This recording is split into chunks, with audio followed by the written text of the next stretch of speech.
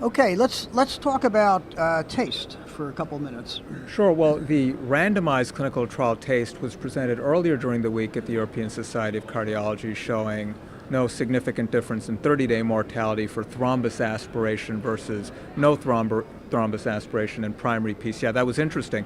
But what was presented secondarily was the value of that approach using a registry. This was a registry in Sweden, and embedding a randomized clinical trial in it, a fascinating concept, and one, in fact, that the American College of Cardiology is also exploring.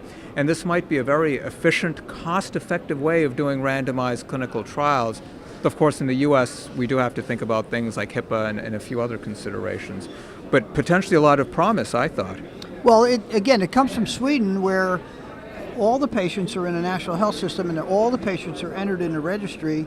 They're able to be followed longitudinally because they have identifiers. Some of the things we can't do in the United States at this point, but the point is well taken. Individual randomized trials are very expensive, and if you could have a randomized trial sort of riding on the back of a registry, it would cause tremendous reductions in cost and allow you to do more of these. So I think it does have some impact in the registries that the ACC has. And again, one of the things we're going to need to do is figure out how to do longitudinal follow-up with the HIPAA rules that we have to live by.